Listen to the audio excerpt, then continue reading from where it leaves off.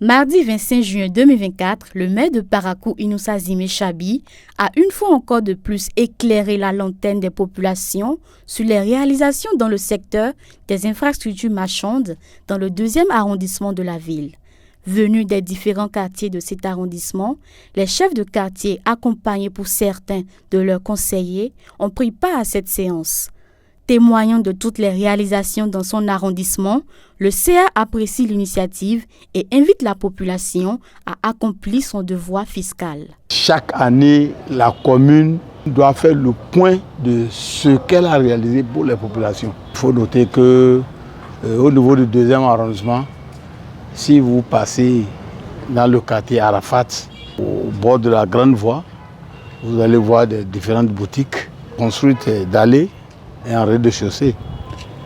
C'est la preuve que le recouvrement des fonds propres doit passer par ces services-là. Également, au niveau du marché Rose-Croix, nous avons eu la construction de 3 hangars pour permettre aux femmes d'exercer leur commerce. Ça fait qu'aujourd'hui, au niveau du 2e arrondissement, et dans le secteur des infrastructures marchandes, vraiment, il y a des équipements haut de gamme. Donc nous avons demandé que les populations continuent d'être sensibilisées pour permettre à la mairie d'avoir les moyens pour travailler pour les mêmes populations. Dans son bilan, le maire a mis l'accent sur 2 projets phares réalisés dans cet arrondissement. Il y a plusieurs infrastructures marchandes dans le 2e arrondissement. Mais nous avons choisi 2 marchés, c'est-à-dire le marché de Chakidibam, qui est au quartier Arafat, et le marché Rose-Croix, qui est au quartier Banikani. C'est dans ces 2 marchés que nous avons accentué les investissements de 2020 à aujourd'hui 2024, sinon jusqu'en 2023. Dans ces lieux d'échange, nous avons pu construire assez d'infrastructures marchandes, à savoir les boutiques. Vous allez au marché Tchaktibam, vous devez pouvoir trouver plusieurs catégories de boutiques. Des boutiques construites en rez-de-chaussée, afin que pour les années à venir, nous puissions monter pour la gestion de l'espace aussi au niveau de nos marchés. Et dans le marché de Rose-Croix, ce sont des hangars qui ont été construits pour mettre les femmes de nos marchés dans de meilleures conditions d'exercice de ce qu'elles savent faire, c'est-à-dire vendre dans ces marchés-là.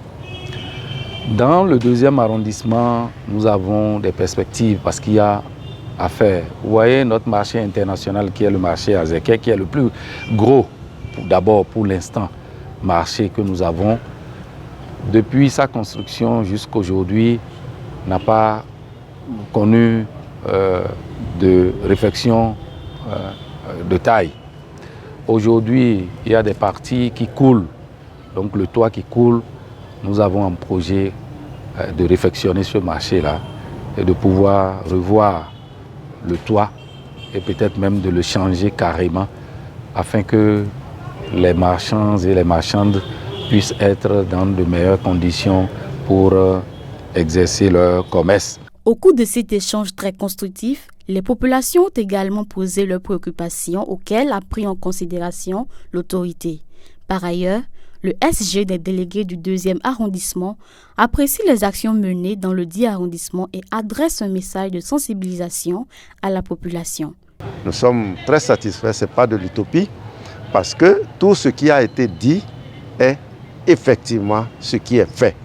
C'est palpable, c'est visible, c'est touchable, on peut toucher du doigt, on peut aller visiter, on peut se rendre compte de l'effectivité de ce qui a été dit. La majorité de nos populations n'aiment pas payer les impôts au niveau de leur maison, de leurs parcelles vides, leur domaine, ainsi de suite.